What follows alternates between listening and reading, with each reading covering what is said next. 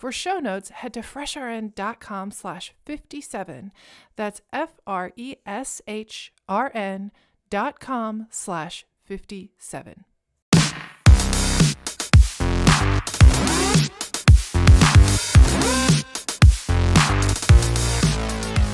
What's up, guys? Welcome back to the FreshRN Podcast. I am Kati Kleber. I am Hannah Schlake. And we're going to be chatting about some more patient pathway funsies this time. And we talked a trauma patient, we talked an OMFS patient, and now we're going to talk about a Whipple patient. So Hannah is going to go ahead and give me a report, and then we're just going to kind of talk about this kind of pretty complex patient that you will find yourself taking care of on could be just a regular floor. Mm-hmm. So let's go. All right. You have a name for this one? Oh, dang it. I keep, it's got to be good. It's got to be good. I don't know. You got one? Baby Yoda? I don't know. This is Baby Yoda. No, unfortunately. It's a baby. How old is this patient? 60s. Oh, 60s. Okay, so this is Ed Truck. Ed Truck. Perfect. All right, so Ed Truck, he is 62. He is a patient of Dr. Brown with surgical oncology. It's a full code. No allergies. He has a fall risk. History of hypertension, diabetes, and pancreatic cancer. So yesterday, he had a Whipple. From the case, he came out with a Foley, an NG, an epidural, wound vac, and 2 JP drains. Overnight for me, he's been a bit tacky. His heart rate was hanging out in the 110s. So I let the overnight team know, and they did do a stat EKG. Just showed sinus tach, but his urine output at that point was just borderline. So we did do a 500 cc bolus. Heart rate came down a smidge. He's hanging like 105, 108 right now. And it's been like that for me. So he has got an NG to low intermittent suction at about 600 out overnight. He's got a wound vac to his midline incision at 125. His epidural is fentanyl and ropivacaine. It's running at 6. And then his 2 JP drains, they're labeled as biliary and then pancreatic, so that they're like separated in the chart. Mm-hmm. And then for the pancreatic drain, we're sending samples post-op day 1, 2, 3, and 5. So I sent the first one this morning. His potassium this morning was 3.4, so we've got a couple of K riders throughout today. The first one's hanging for you. He has got a 20 in the right AC, 20 in the left lower arm. He's getting D5 half normal saline with 20 at 125. He is NPO, meds with SIPs. I threw him on 2 liters last night just because he would desaturate kind of when he dozed off a bit. Normally doesn't wear oxygen at home. He is up with 2. Just because we've got lots going on and we've got that epidural. Q4 AccuChecks. He's got the Foley catheter. Urine output picked up a bit for me after that bolus. Pain has been okay for him. Epidural's pretty well handling it. He did complain of nausea once, so I gave him PRN Zofran. The Foley will stay in until after we get that epidural out. And yeah, he's got a few more days here working on getting all of our lines and drains where they need to be. All right. Cool. Yeah. Wow. That's a lot. He's got all the things. He's got all the things. So we were actually talking about this before, but in some hospitals, a Whipple may go to an ICU first to make sure they're good. Mm-hmm. But they may go to the floor. But what's a Whipple? We heard he had pancreatic cancer. Can you talk me through what a Whipple actually is? Yeah, the Whipple is just the name of a surgery. The full name of it is a pancreadoduodenectomy. They end up taking out the lower part of the stomach, first part of the intestines, the duodenum. They take out gallbladder, common bile duct, and part of the pancreas. So you're getting a lot removed and a lot reanastomosed, reconnected in there to make a continuous intestine, Wow. Yeah. So exclusively done for cancer, I'm guessing. Yes. Okay. Yeah. I can think of any other Pretty reason why sure. that would be wrong. Yeah. So this is a sick pup. Yeah. So things I noticed, lots of pain medication stuff. So they had both a PCA and an epidural. I don't think they had a PCA. They didn't have a PCA, No. but I thought you said they had a PCA. Fentanyl and... Sorry, that... it's a combination epidural. Oh. Fentanyl, ropivacaine. Oh, I thought you were saying epidural. that in a PCA. Sorry, no. But, so actually, okay, my experience, I've only taken care of a couple whipples many years ago. And I remember pain being a huge thing, but they weren't I don't think they got epidurals at that time. So I bet an epidural is such a wise choice in pain management for these patients because, pancreatic pain in general is pretty intense. Yeah. So would this patient be also getting PRN oral stuff, or are they like epiduraled until, like, how do you get rid of the epidural? And like, talk to me about that. Yeah. So whenever you have an epidural, that is usually the realm of anesthesia. Anesthesia places it. The order is placed by them, and you will likely have other orders in there that say like, don't be touching this. No additional narcotics that are not prescribed by anesthesia. Okay, so you have anesthesia team usually on top of whatever doctors are already seeing the patient. Okay. Yeah, so that will mean you shouldn't have like an extra IV push fentanyl that the surgeon's ordered. You may have epidural supplement PRNs, but they will be prescribed by anesthesia. Okay. So sometimes like within there, you might have your anti-nausea med, you might have an IV push sort of thing, but they are anesthesias. So that's orders. who you have to call for pain. So if it's like they're pretty uncomfortable still, you call them. Yes. Yeah. So if they have the epidural and it's not cutting it and you want pain, you're calling about pain, you need to be calling anesthesia because the surgery team is likely not going to do anything. They're going to say call anesthesia. Okay. So do you find that the epidural is pretty effective? Yeah. Yeah. Wonderful. Definitely.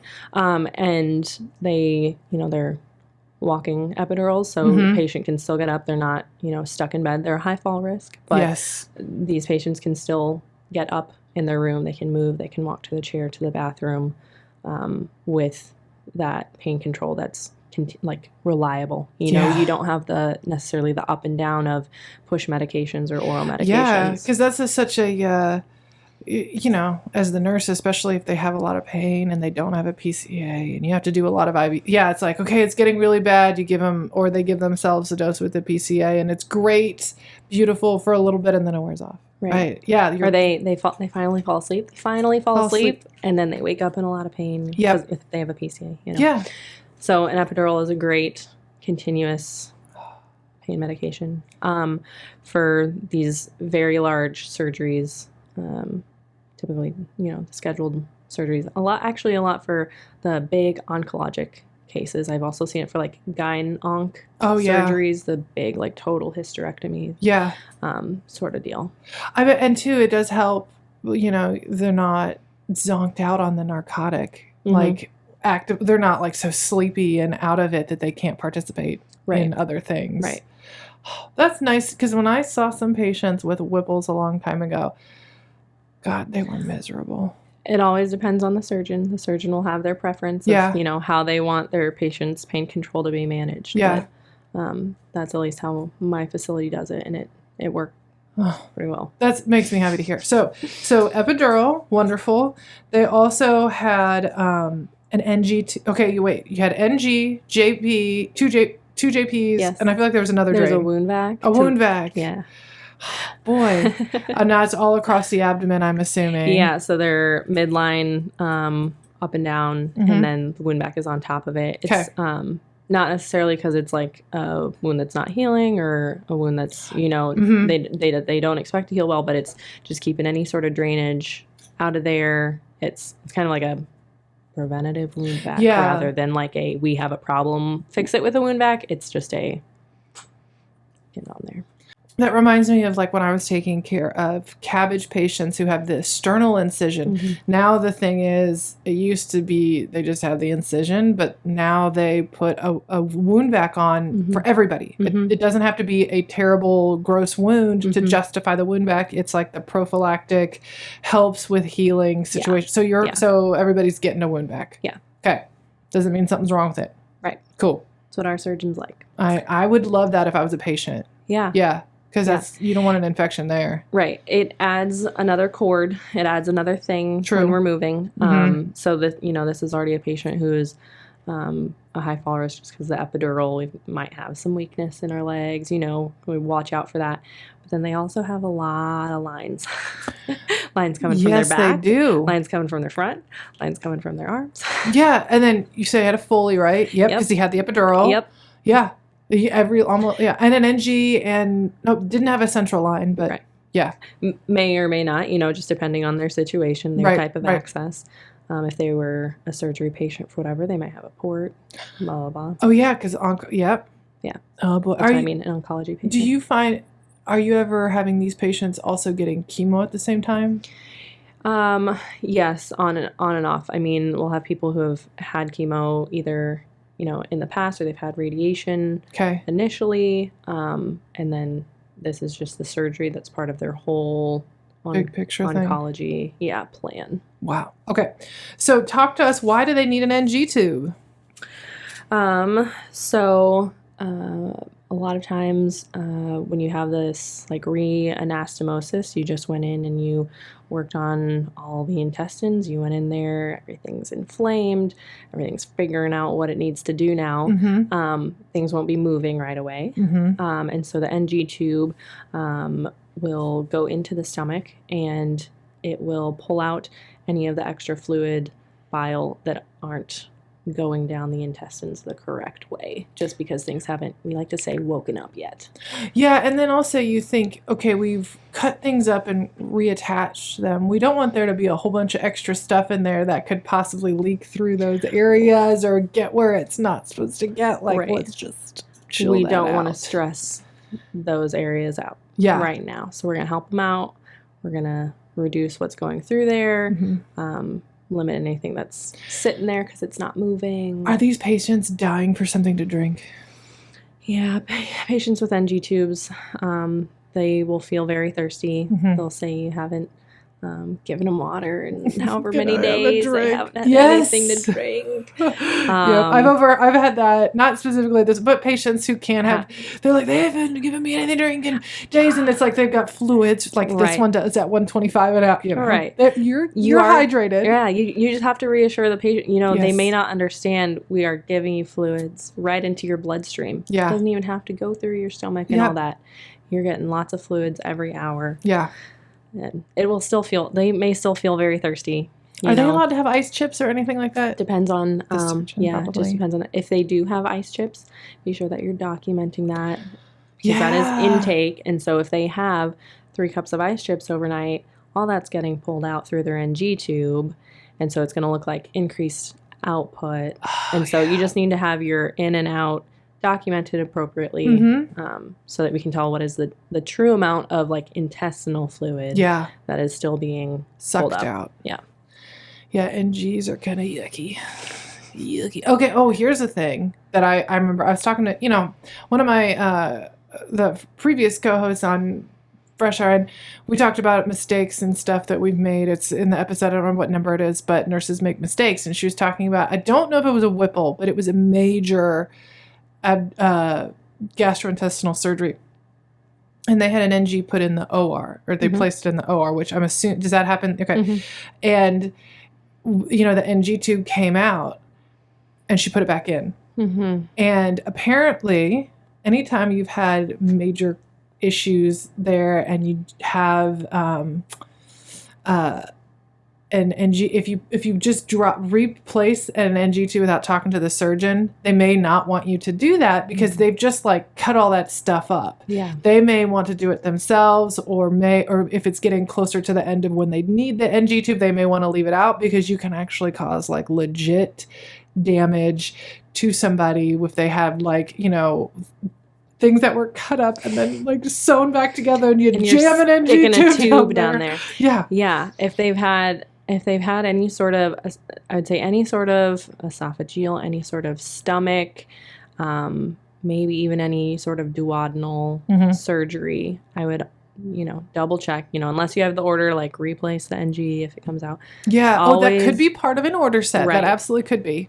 Double check, because they might just, save you and the patient the experience of putting it down there, but you also don't want to cause harm, if that would not be a good situation, sticking a tube back in there. Hey-oh. Yeah. Oh, yeah. So definitely with these kinds, well, I mean, you want to use your critical thinking in terms of like, because you know what? NG tubes come out, Foley's come out, epidurals come out when they're not supposed to. Like, don't just shove things back in. Yeah. We gotta, because as much as we might not want to tell a provider that maybe it came out because we did something wrong. Right. Like I've actually had that happen before. I think I've talked about it before once where I had a patient who had a weird external ventricular drain in their brain, and it was challenging to put in, and it was like at this perfect spot in their head where whenever I was with another nurse and we pulled her up in bed, it came out. And I had to call the neurosurgeon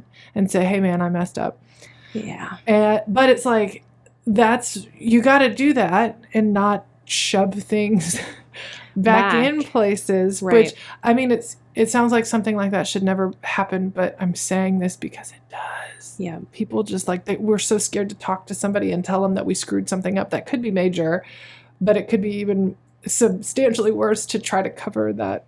To kind of cover it up. Yeah. Yeah, nobody doing that. Yeah. If you have a patient who is real squirrely, or maybe they're a little confused, or you're nervous about that NG tube, you can talk to the provider about a nasal bridle. Yes, that's a beautiful thing.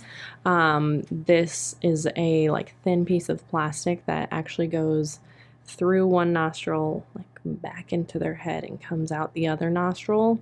So it's attached to their nasal septum, and then you clip it on to the NG tube. And it just holds it in place, holds it secure so that it can't come out. Instead of just that flimsy piece of tape. Yeah, because with those patients who, you're confused and you're like, oh God, something's in my nose. Right. Well, and the first thing they want to do is rip it out. Right. So if it's a very precious NG, that would be something to consider to ask. Just be careful. It touches on the nostril and you can get pressure there. So be very careful. Boy. They're not a throw it on every time for everybody just cause, but it's a if you need it sort of thing to consider. Yeah. Yeah. Whew. Okay. So anything else on the NG for that patient? Low intermittent suction, sucking all the gunk out. So give their belly some time. Oh, but if we're giving them meds, we're turning that off for a little bit, right? Yes, we are. This is a thing that comes up very, very often with my new nurses that I precept. If you have a meds with sips order, you can give meds, through the tube. And so you'll crush them, you'll give them through the tube.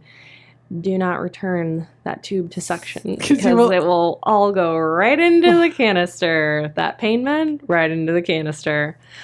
So just to be mindful of it. Yep. I mean, I'm smiling, but when I first learned about NG tubes, I don't know if I really understood what the person was saying to me. And so I wouldn't have thought to say, oh, wait, I should turn that off. Yeah. But yeah, y'all, make sure, just think about why they're getting the thing. And if you don't know, ask why they have the NG tube and what it's actually doing. Yeah. Yeah. And know how whatever sort of control you have of it, if you turn the little knob one way or you turn it the other, if it's suction or to flush, understand what you're working with. Maybe if you're not usually on this floor, you're an experienced nurse, but you don't normally deal with NG tubes. Ask no shame in that. No one's going to judge you if you work on, whatever unit maybe you work on observation. Like, I'm sure if patients are there for 24, I mean, I've floated to observation quite a bit. I don't know if I've ever had an NG tube over there. Right. Like, if you have an NG tube, it's like, okay, admit this person. They're going to be here, right? Yeah. So, like, yeah, there's no shame in that. Like, people would much rather ensure you're doing it right than, like, have you, what's that word? Like, kind of like troubleshoot or, improvise. Yeah. Don't improvise. Yeah. Not with these. It's not a thing. Not with any of these devices. Don't make it up as you go. Yes. As much as we want to look like we know what we're doing, like, this is like safety stuff. We ask each other questions all the time. Oh, yeah. Yes. All the time. And no matter, and it's not like you're going to get to this point where you're like, okay, I know everything, or I know most things. I don't really need to ask people. I can just do my work independently. Yeah. No. That's not how this works. Like, we're constantly learning new things, and things are constantly changing. Like, I was out for a few months when I had a kid, and I came back and so many things were different. Yeah. Like, it's so fast paced. So just empowering you to ask questions so you know that you're doing it right. Yeah. Our little tangent on asking questions. Tangent. Yes. Ask questions. Anyways. NGs. Anything else on NGs with whipples? Just track your output carefully. Because those providers are looking at it. They are. You can't just like, okay, it's going. Like, I know people, or I've seen it, where that kind of stuff really gets overlooked by the nurses, and then the doctors, they put 0, or it's not charted, so it must be 0. Yeah. You know? Yeah. Be sure that you're charting it when you empty it for your shift, end of your shift. Just that way that there's no confusion as to whose this was. Was it already charted? You might forget to say it in report. Yeah, change it which happens with your eyes and nose at your end of your shift. Beautiful way to, that way it's always done, and you know. You can say it, in a report, you can say everything in the canister is yours. There you go. Yeah, and there is a specific way you have to empty them and dispose of them, so just make sure you're doing all that right, too. Okay, so that's NG tubes. Yeah. We talked epidurals. They're NPO meds with SIPs, and we're going to make sure we turn off that suction for a little bit so that can actually get into their system. Oh, one thing you said. We've got the 2 JP drains. Yes. So let's talk about those and sending samples and all that kind of stuff. Yeah. So whenever you have JP drains with surgical patients, you might have multiple. So you want to be sure that they are labeled. Yep. Y'all label those. Labeled accordingly in the chart so that people are consistently charting the amount of drain number 3 throughout. Because you'll want to know which one is putting out a lot, which one's putting out a little, so you know when so that the surgeons know when they can discontinue one of them. Yeah, you can't guess on that stuff. So if they come up from the OR with just 2 JP drains, you can take the initiative to label them number 1 and number 2 and label them in the chart. In the chart, yep. Go in there, put somehow identify for that like LDA of this JP drain which one it is.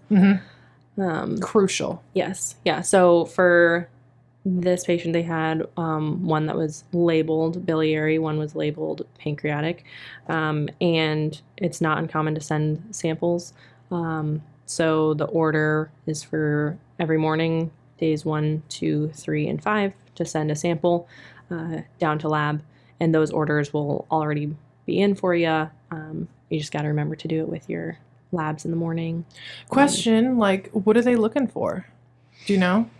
I am going to wager a guess here that it's going to be perhaps looking for a leak. So what they test when you're sending that is amylase. Okay. And so if you have a leak, so the pancreas produces the amylase, it should be inside the pancreas. So if your drain is outside the pancreas and you're picking up amylase on that test, there might be a leak going on. Okay, interesting. But that was a guess. So we'll see. I'll double check. That is my quickly thinking through, oh shoot, why do I do this every morning? Think back. No, sorry. We'll double check that and put it in the show notes to make sure it's right. But those, especially after big surgeries, you may have weird labs that you have to send at specific intervals, and it is so crucially important to do that per orders, but can be easily overlooked. So that's not something that will be on your MAR or on your to-do list necessarily, like within the computer. So as you're reading your orders, make sure you're putting that on your task list for the morning. Yeah. Because the reason, why they time it is so that the result is there once the surgeons come in the morning. And so if it's already 7:30 and it's not done, and then it delays the day. You know what I mean? Yeah. And if they need to do something about it, delays that too. Right. Okay. So those were the 2 drains that, normally with JPs, you're emptying on the routine interval and putting it in the chart. And the physicians are looking at that to know when they get to take them out. So can't express how important that is. And also knowing, do they want it like suctioned, like full compression, half compression, no compression, those kinds of things. If they want it stripped, how often, and just kind of vaguely about drains. So some drains that you'll have in the abdomen might be ones that you flush daily, like flush with a saline flush. So be sure you know your orders for each of those and what they expect the nurse to be doing. More dog flaps there, guys. Yeah, very important to make sure when you've got all these drains, NG tube, JPs, that you've got the appropriate orders. So like if I was getting a report from Hannah, I would be looking while she's chatting with me, or maybe even before if I got there a little early, I would look to see my orders to make sure that I'm not just going off of hearsay, but here's the actual orders that go with it, that make sure that I have all the information to know what I need to do for my patients. Because sometimes that kind of stuff can get missed. And I've certainly gotten a report and said, here's the orders for the JP drain or the whatever it was, the dressing. And then I look at the order like 10 minutes later after they've left for the day. And it's like, these are completely different things. Sorry. What was I supposed to be doing? And that, maybe maybe that previous nurse just heard from the last nurse, but it wasn't the order. And wait, what's right? Is it did the day shift nurse yesterday get an updated new thing they're supposed to do, but they didn't put it in order? So that's the kind of stuff you can catch at shift change, those kind of communications hopefully it's just you're telling each other the wrong thing, but doing the right thing, whatever it is. So that you know what to clarify when you see doctors around. Right. Yeah. Right. Because it's important to have that stuff correct in the chart. Yeah. Yeah. Anyways. All right. Let's see. So we also noticed that the patient was on D5 half normal saline at 125. So that's not a typical situation for post-op patients usually, is having dextrose at such a high rate. But this patient can't eat. But we need good blood sugar control. Their pancreas is all messed up. So we got to have regular blood sugar checks on top of that. So we want to make sure that they're getting this consistent glucose source and they're not wildly, up or down. Right. Yeah. It's going to impair their healing and all that kind of stuff. So that would be a totally normal fluid thing for that patient. But if you have a normal post-op patient with a much less serious surgery, it's probably not going to have fluids at 125 for a while. Right. Yeah. So this patient is, strict NPO. They're losing a lot of fluid through that NG tube. So they'll be at a bit higher of a rate than maybe your typical post-op patient who might come up on clear liquids or able to sip this, Right. And then there in that bag is an added 20 of potassium. Because when they're losing all of the bile from the NG tube, that is a source of losing potassium. Yeah. So like I said, this patient's potassium was still low this morning, even though we're replacing it with their IV fluids. You're gonna have low potassium. I give it all the time. So when you said the words K-Rider, tell them what a K-Rider is. Yeah, K-Rider, another one of our just fun lingo. You sound like a cool kid and know what you're talking about. So K is the symbol for potassium, and it's just like the little bag of pure potassium that is hung piggyback onto whatever fluids they're already getting. So riding piggyback, I would assume. Yep, and K-Rider. Yeah, we'll call them K-Riders because the thing with when you give IV potassium, you can only give so much safely IV at a time, right? In nursing school, never push IV potassium like IV push. Yeah, I know we can't do that, but we do give it IV in a bag. But if it's, I think it's 10 milliequivalents at a time IV, and then 20 can be given in a central line. Is that right? I'm not sure what the central line. I know the prescribed rates are no more than $10 an hour. An hour, yeah. Yeah. So, but then if they can do oral, they can do more. Yeah. But obviously this patient can't get oral replacement because a lot of times if you draw your BMP or CMP and see their potassium's low and the patient can tolerate oral potassium, that's what they prefer because they can give more at once. But you also can't give too much at a time and overcorrect, that kind of thing. But it's important to stay on top of potassium because that can really impact your electrical system in your heart and give you, ectopy and PVCs and all that kind of stuff. So you want to make sure that, and obviously a lot of other things in your body, but that's one of the big ones. It's like if you have a low potassium, you can see that reflected in their cardiac status. Yeah. Hey-o. And when you are hanging potassium piggyback, make sure that you change your pump to run concurrently instead of piggyback, because when you give potassium straight up, it burns. It burns. It straight up burns.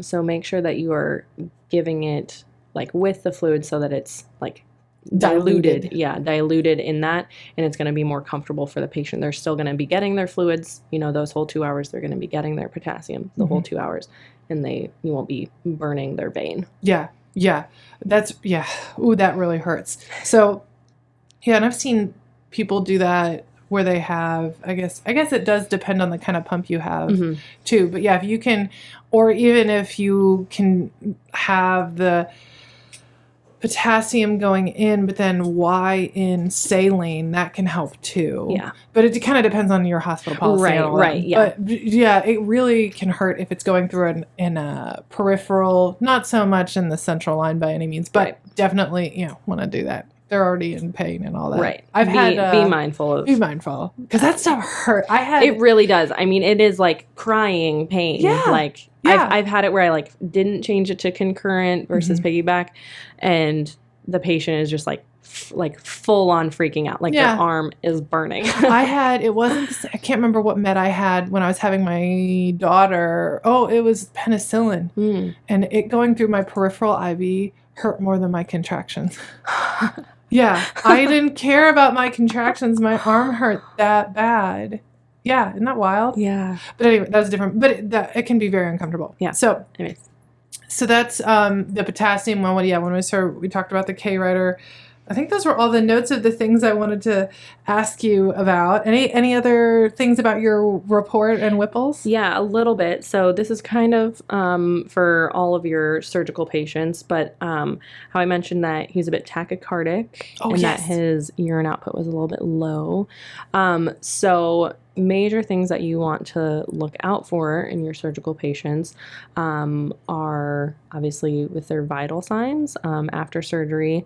Things you want to look out for are tachycardia, low blood pressure, temperature, either way, high or low. And then these can all be indicators of a leak or a hemorrhage or brewing infection. The low urine output would relate back to if they're not perfusing their kidneys enough, or if they're just very, very dry.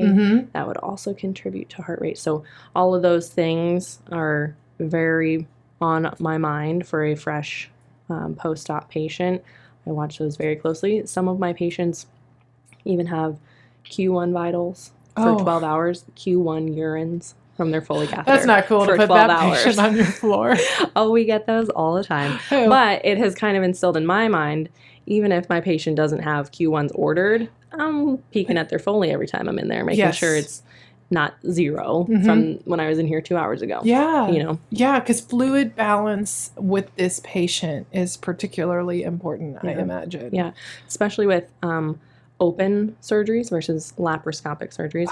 With open surgeries, the intestines are exposed to the air. We lose fluids through our skin all the time, those insensible losses.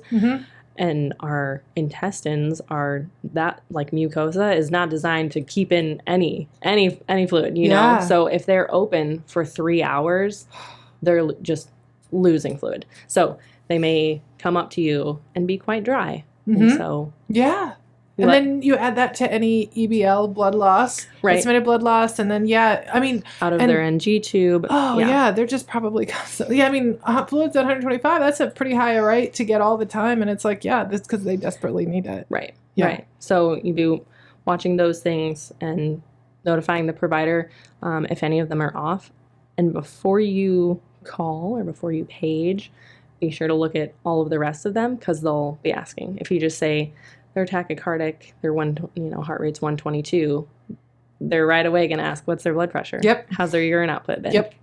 How do they look?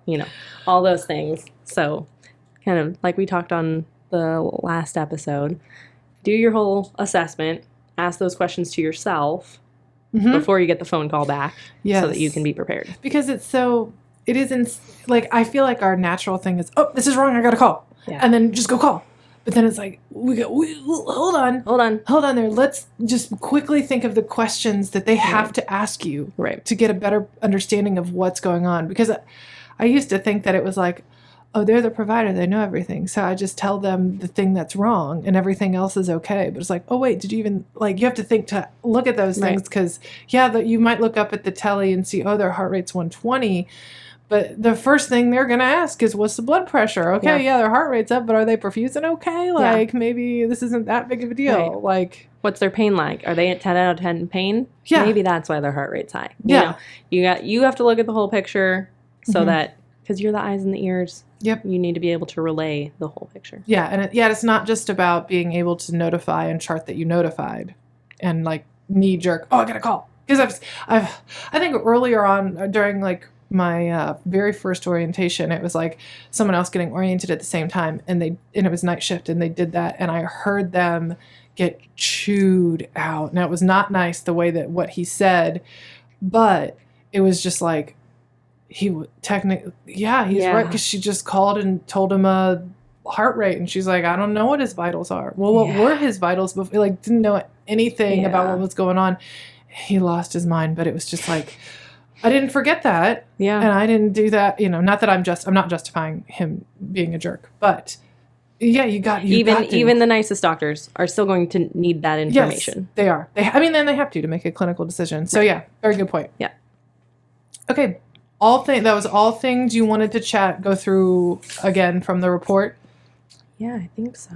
So, in terms of taking care of these patients, what are some of the biggest focal points, when you're taking care of them for that day? What's things that you're okay, obviously you're staying on top of? We've talked about their urine output, their vitals and stuff, potassium, their labs.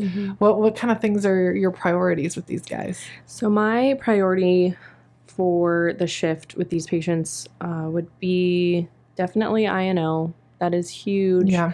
And we kind of touched on that, but keeping a close eye and being able to be prepared to pass on to the next shift, how we've been doing, so that they know what's normal or what's not. If I had only 100 out of my NG tube, overnight, I communicate that so that when the nurse in the morning has 1,000 out, that's a change. Oh, yeah. You know what I mean? Yeah. Let's see. So I know. Oh, quick. I did think of one quick question. Yeah. How long are these patients in the hospital? Is it this weeks kind of thing? Yeah. Maybe your standard, everything goes perfect is 6 to 8 days. Okay.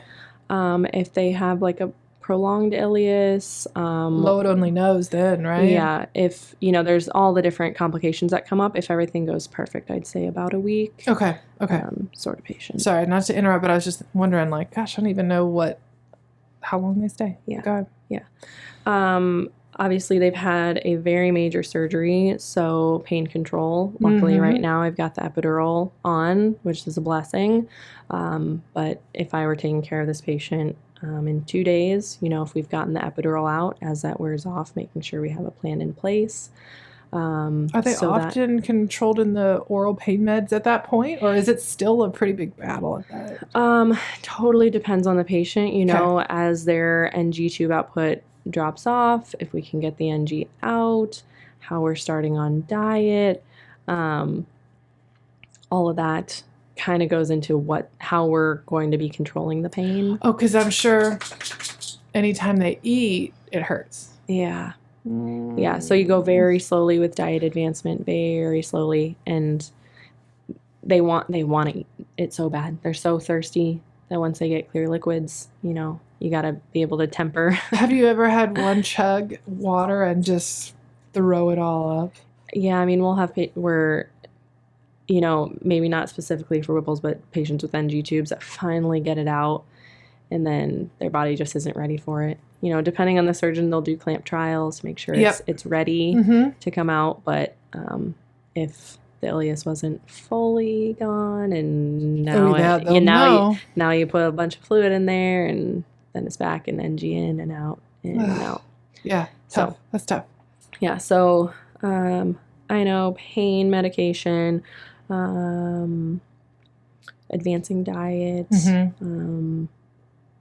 Yeah, those are the big things. I mean, mobility, if this patient is at real high risk for an ileus, so mobility, getting them up, that's really like the best thing that you can do. It will be difficult those first few days when this patient has 5 different things coming off of all sides of their body. Will they have PT ordered right away though? Will they be getting them up pretty quick? Yeah. They should have PT ordered. Okay. Yeah. But it doesn't mean we can't either, That's overnight. True. Yeah.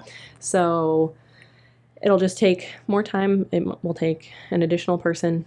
It will take, plan it out. Don't have your patient already getting out of bed before you have arranged everything. Get everything on the right side of the bed. Get everything unplugged on poles. Get your walker, all set up. If they're high fall risk and you have to do gait belt and all that for safety. Just to get from bed 3 steps over to the chair. That's what that stuff takes. But and we can't underestimate though how important those 3 steps are. Yeah. Because them getting up, being able to bear weight on their own bones and muscles and take some steps is really important in their recovery. Yep. And just moving their intestine, having you upright, sitting upright, that's so much better for your lungs, for your intestines. If they can, if they can even just walk to the bathroom and back instead of, a bedside commode, be doing it, walking.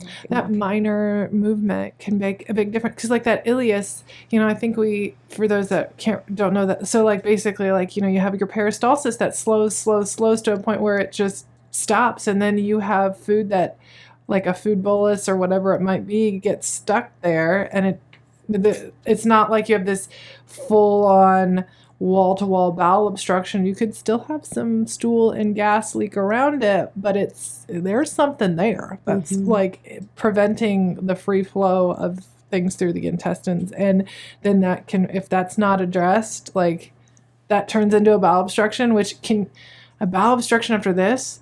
Yeah, that will add on, another week. If we're being honest, because you're kind of back to square one with NPO.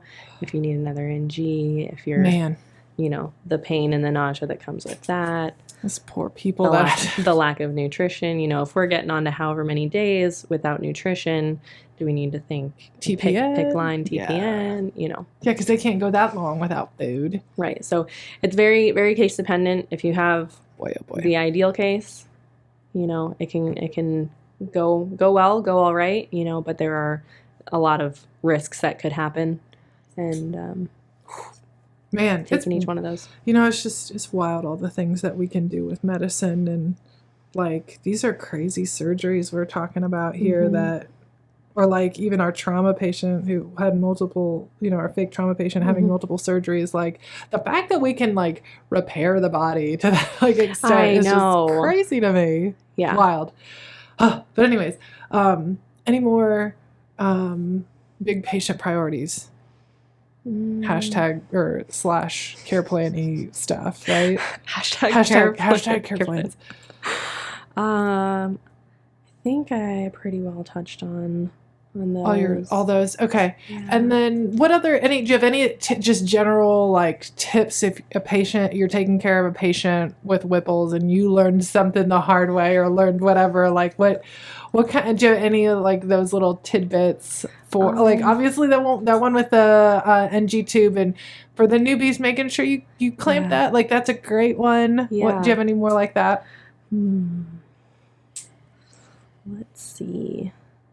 This is less like medical maybe, but generally surgical, I guess that counts. But since I don't see these patients before they come in for these scheduled surgeries, I will often forget that they have had cancer, or that they have been dealing with this, or they're waiting for biopsy results from the surgery. I'm very focused, as we can tell. I've talked this whole time on their, fluid in, fluid out, pain medication, this and that. So kind of just taking back to look at a whole picture of what else this patient might be stressing about in addition to their pain, in addition to feeling crappy. I've had patients who are incredibly stressed out because they don't know what results are going to come from the surgical pathology. Because that is them finding out the extent of it, right? Like, because they're going in and getting the biopsies. Maybe they got the scans and saw the stuff, and they're actually going in, kind of a thing, right? Like if this is the, if they have a tumor in their colon and they're going in and doing a colon resection, they're going to find out how advanced is this? Yeah. Do they need to have more scans? Do they need to have more chemo, radiation, whatever? So it's a lot. You can keep that in mind. Yeah, I think that's you can get so, especially when you're new and you're learning how to do all that stuff safely. You're going to spend a lot of time in this patient's room, and you're going to be trying not to miss anything that's on your report sheet, and you want to fill out your whole assessment, and you want to make sure everything's okay. But maybe later in your shift, maybe when once he sits up in the chair, then ask him how he's doing. And just having that social emotional awareness that this person not only had this massive surgery, but this is not it, and there's like dealing with a big cancer diagnosis, and how stressful that can be. Just having kind of the awareness to kind of take that emotional temperature of the room too. If they're real somber, don't go in there and be like this super upbeat, look at the bright side. We're gonna have a great day. Yeah, it's like, I feel like crap, and I have cancer, and I'm really sad today. And while sometimes it is appropriate to be like the peppy person. You can be encouraging without, being insensitive. Yes. Yeah. So which is, it takes a little practice to learn that kind of stuff. But I did have a patient not terribly long ago. I had some students with me, and that she had so much going on, and part of a cancer diagnosis, and probably hospice-y kind of stuff in the future. So it was a pretty serious situation, and had some students come in that they were very kind, but one of them was just peppy, like pep rally peppy. How you doing? And she was just like, how do you think I'm doing? Like and the patient looked terrible. She was in pain. We were dealing with it, and I was trying to show the student, I can't remember what it was, something with the IV pump. And it was just like that, as kind as you're being, this is not at all, like, I need you to read the room a little bit. Right. You know what I mean? Right. Yeah, it's like, got to have that awareness. Because then you're not making that connection with the patient, You need to be able to connect with them, build that trust a little bit so that your encouragement means something. It's not just empty words. Yeah, and not just part of this checkbox, totally mentally checked out. I'm just saying something to say something. Yeah.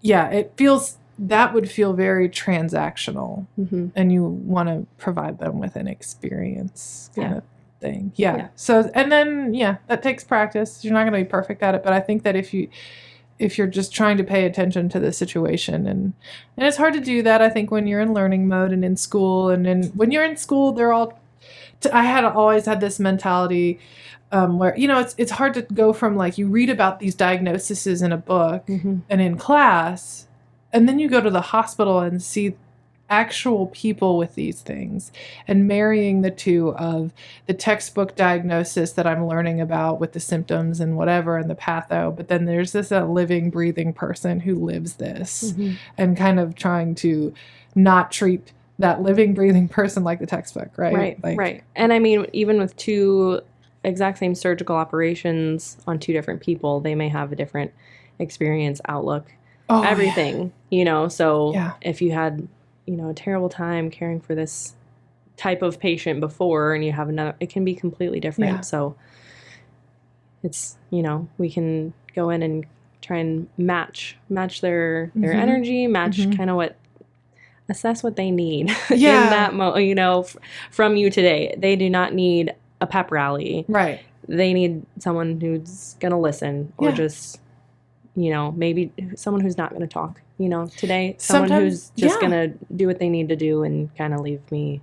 Yeah. And having that awareness to notice that, and then because then if you're paying attention to what they need, it's about them, because it isn't about you and what, you feeling like you made a difference and did what you thought you needed or they needed. It really is. And we don't know unless we're paying attention to how they're acting. Right. But I do like that, go into the room with kind of a neutral, temperament, and match them. Yeah. If they're really peppy, be peppy. If they're somber, be somber. I don't know. I like that. Yeah. All right. Is that all whippled? Are we whippled out? I think we're all whippled out. I think I am. Okay.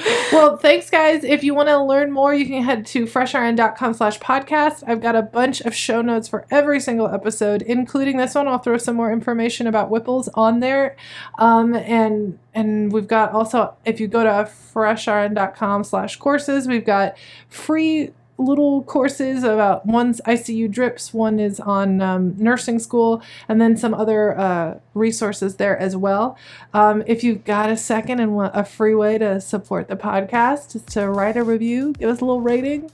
We like that kind of stuff. That's pretty cool. So we appreciate you guys, and thanks, nurses. Stay fresh. And clear the room. You walked in and we're all doomed. So hazy, smoke in the air, from your lips to your legs to your hips to your hair. Sound the alarm and evacuate. I want you to myself, but I can't wait. 98, 99, 100 degrees.